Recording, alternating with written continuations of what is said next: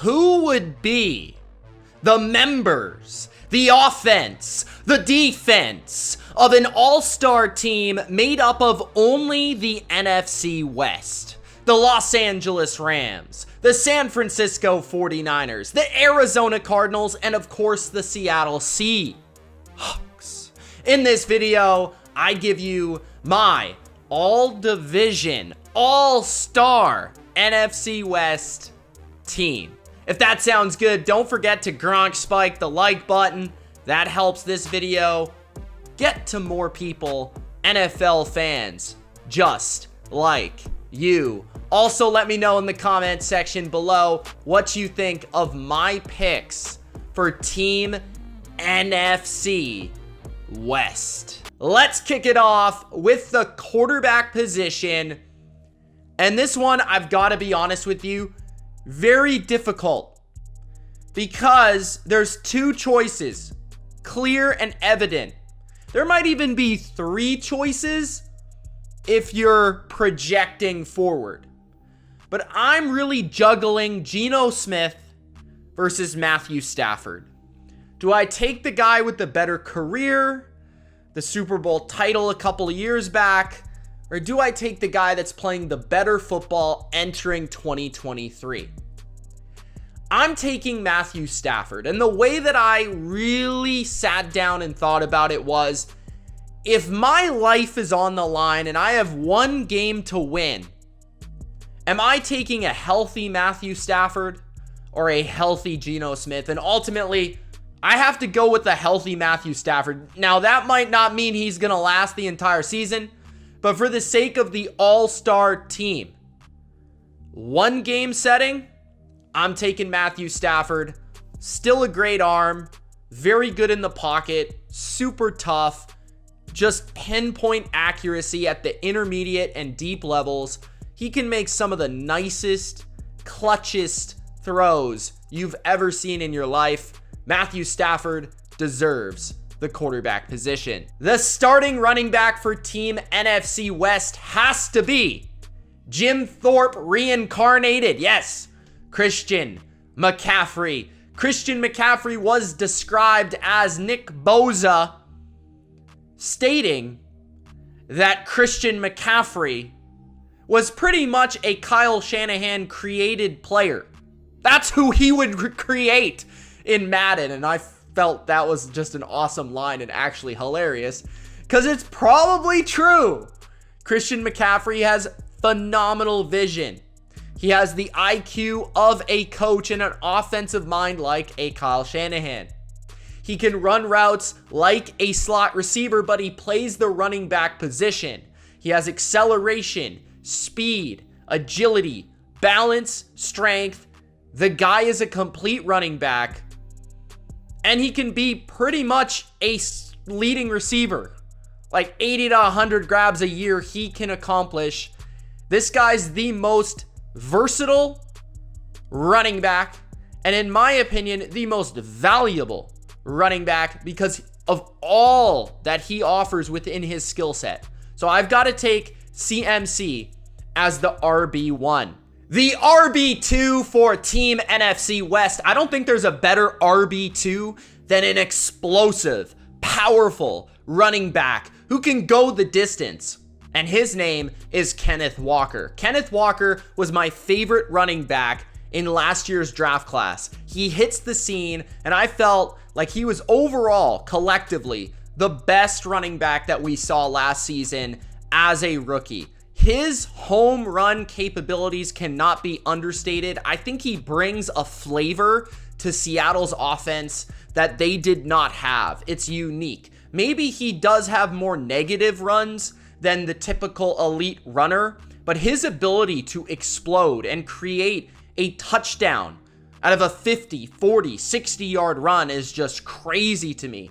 Incredible strength, great breakaway speed, insane jump cut and cutting ability. This is a guy that is a perfect change of pace because every time he gets the football, he's looking to take it to the house. Wide receiver one for NFC West has to be Cooper Kupp. Cooper Kupp is so consistent. His routes are so smooth. And as a player, he has incredible balance. Whether you're talking about his routes where he wastes no steps, no motion, no wasted movement, or you're talking about yards after catch where he just never gets taken down on first contact. I can't even tell you how many times I've seen a corner bounce off Cooper Kupp catching an out route or catching a slant. It's crazy to me. He's not the fastest, he's not the biggest, he's not even the strongest or the quickest, but he is so tough to tackle. There's something about him. So Cooper Kupp, great hands, great route runner, security blanket for a quarterback. He is wide receiver 1. Wide receiver 2. I'm going with DK Metcalf of the Seattle Seahawks. DK is a complete monster in a way that Cooper Kupp is the opposite. I mean, Cooper Kupp doesn't seem like a guy that is going to be the fastest, biggest, strongest, most athletic player in the NFL.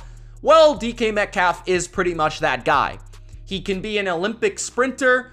He's strong. I mean, as strong as any receiver in football in a way that you haven't seen pretty much since Terrell Owens. He reminds me in that way of just overpowering strength and power from a receiver at the catch point, off of press. He like moves corners. It's pretty crazy. And then he's just gotten so good at contested situations. Obviously, he can burn you with vertical speed. And because of that, you have to be aware of him at all times. You have to double him, or else he's going to threaten to burn you down the field constantly or make a big catch on a big third down. So DK Metcalf is a phenomenal outside perimeter threat for Cooper Kupp in the slot. At wide receiver number 3, I'm taking Deebo Samuel. Deebo Samuel and Cooper Kupp and the things you could do. I mean, if you're talking about the perfect X, Z, and slot, that has to be this team. Deebo Samuel at the Z, DK at the X, Cooper at the slot. I mean, that's just crazy to me. That's the perfect description of what I want from these players. Deebo can play inside or outside. You can do a lot of different things with him, motion him around, give him the football as a runner. He is the hardest guy to take down in football. He is the best runner and creating yards after catch in football. He's phenomenal in the screen game. He's tough.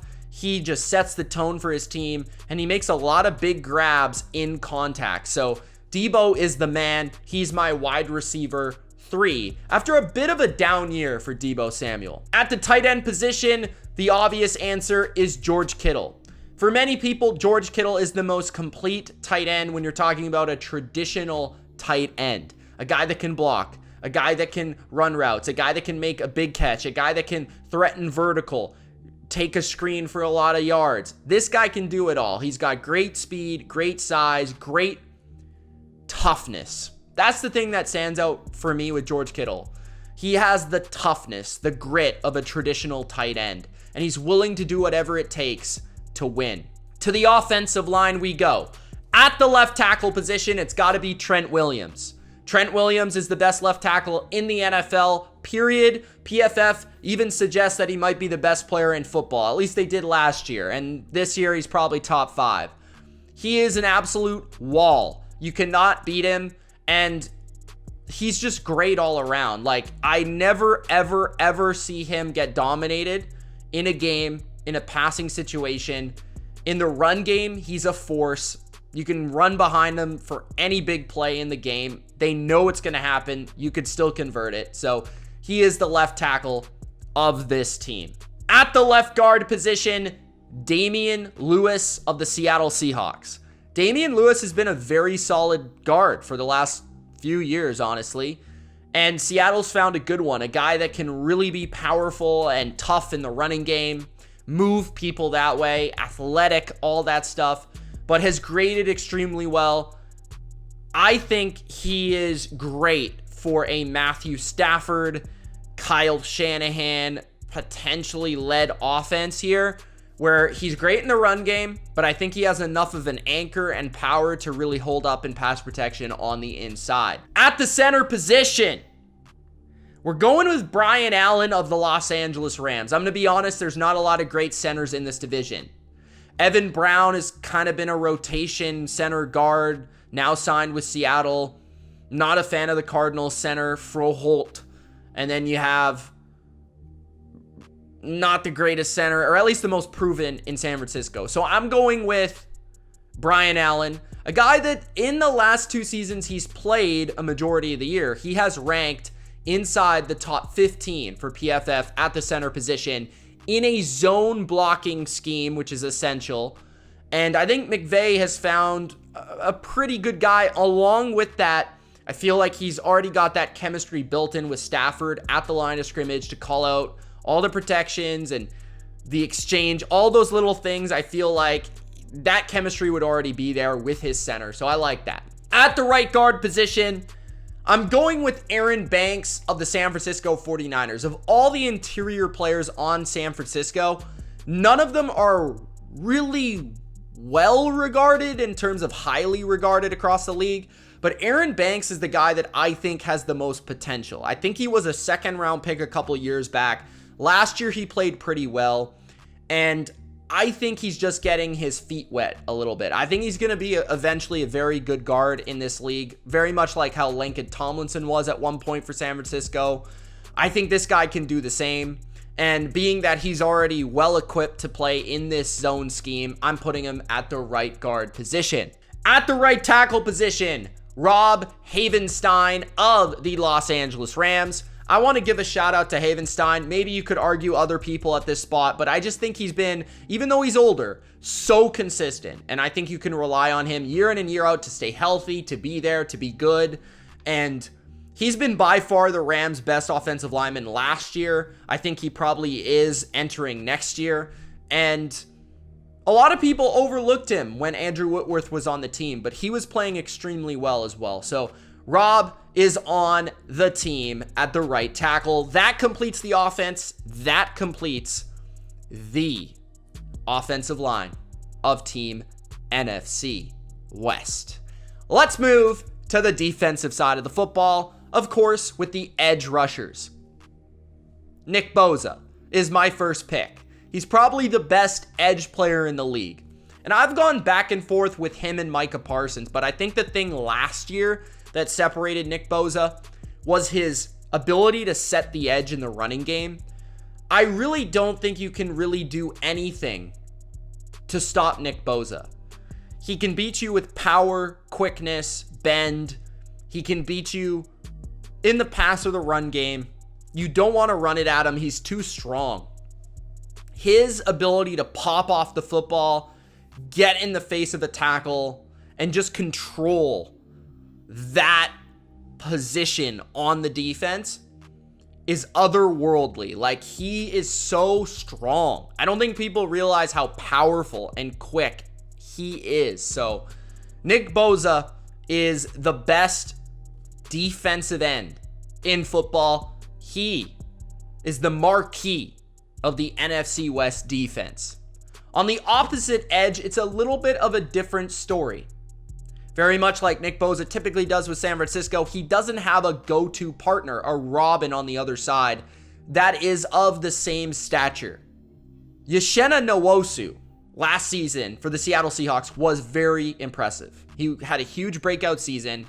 He's a hybrid, versatile player.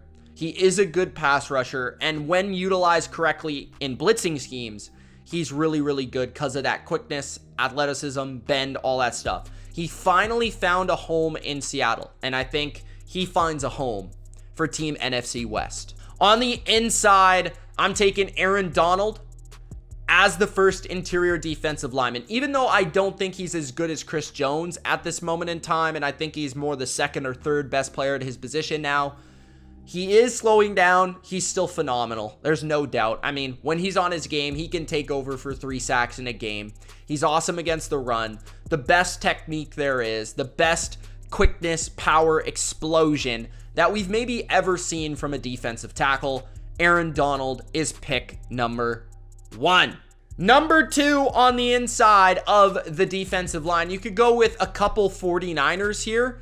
I'm going with Javon Hargrave. I just think maybe he's not as good against the run if you wanted to put Eric Armstead here, but I feel like Javon Hargrave is so good as a pass rusher. I just don't know how you block Nick Boza, Javon Hargrave, and Aaron Donald on the same team. Like, I just don't know how you figure that out. So I'm just going to allow Javon Hargrave to play. And I just think this guy's been underrated for a while, ever since dating back to Pittsburgh. I think even Eagles fans underrated him last year. They're underrating him now for the presence that they lost.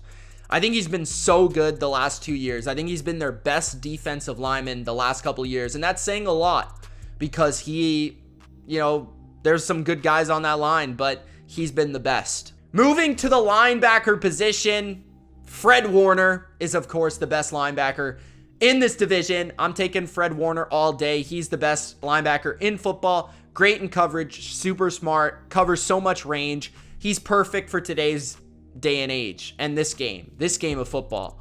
He's got enough length.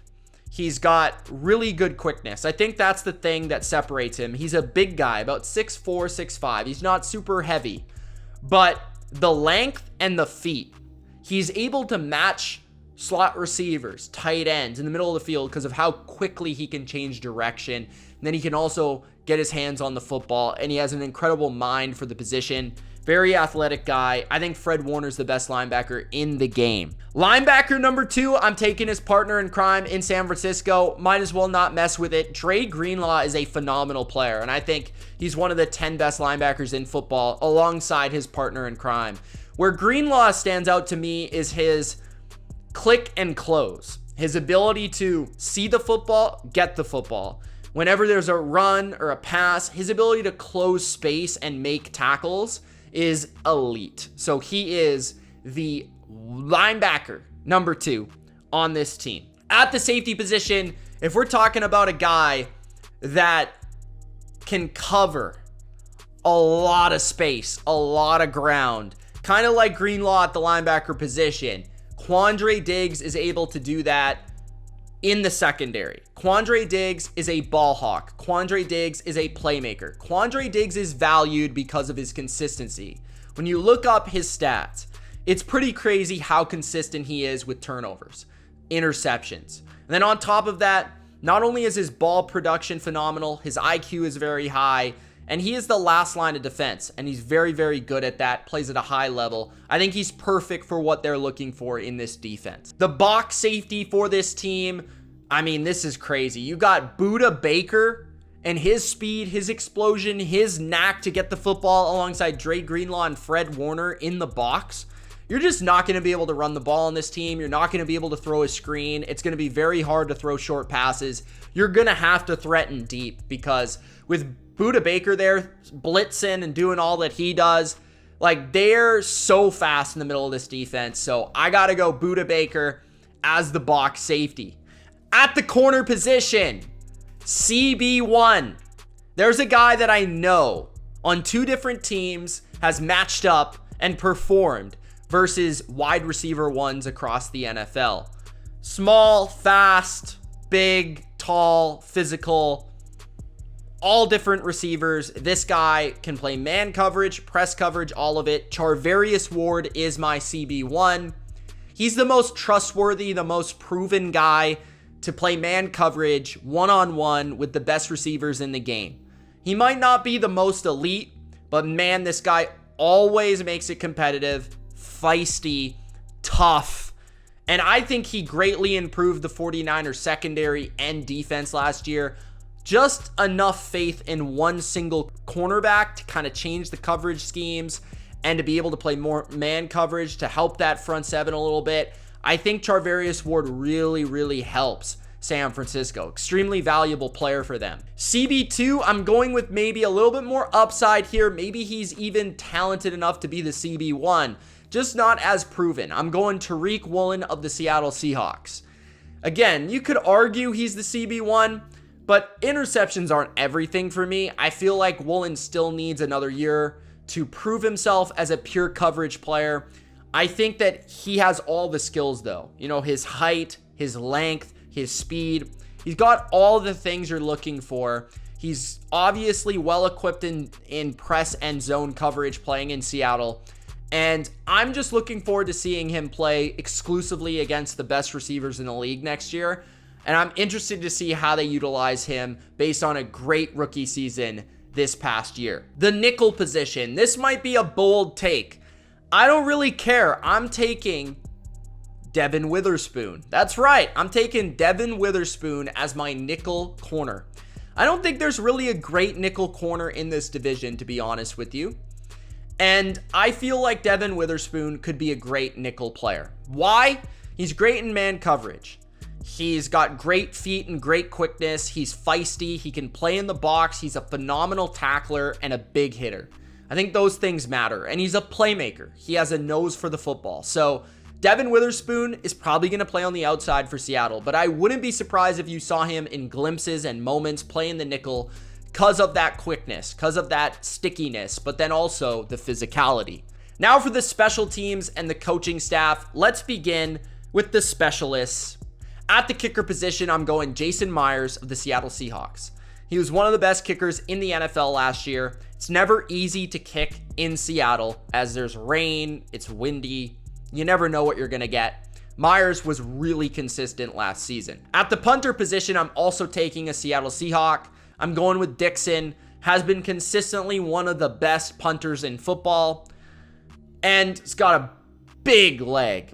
Big leg. Again, not easy to punt in Seattle, but Pete Carroll values it. Michael Dixon is one of the best in the game.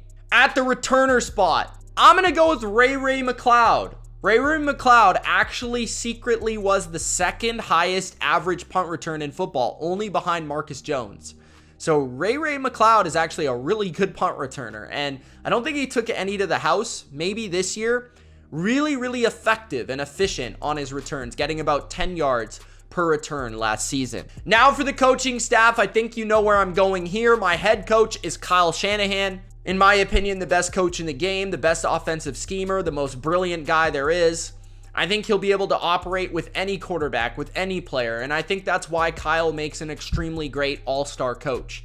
His system is extremely transferable. He can take just about any skill set and any talent and put it inside of his system, and he's operated with many different defensive coordinators. He's kind of very effective at dealing with being undermanned or having new situations arise. So Shanahan is the head coach. The offensive coordinator, I'm going to take Shane Waldron of the Seattle Seahawks. Shane Waldron was really good last year.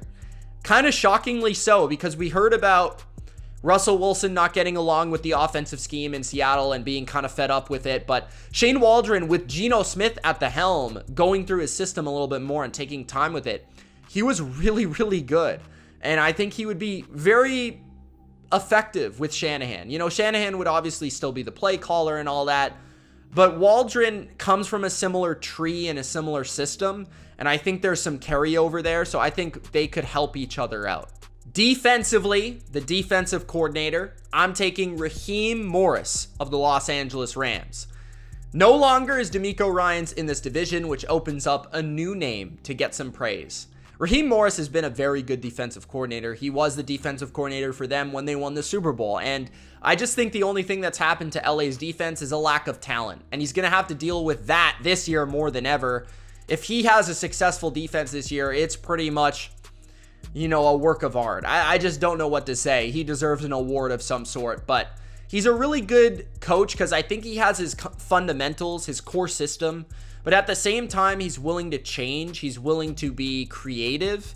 I think he does a very good job of scheming his coverages and the way that he's able to confuse quarterbacks with how he is able to disguise things, especially with a too deep coverage shell. So I think Raheem is a very smart guy that really doesn't get enough credit. That is Team NFC West. I hope you enjoyed this video. If you did, Gronk spike the like button. Like I said, it helps other people find this video, guys. It's a big deal.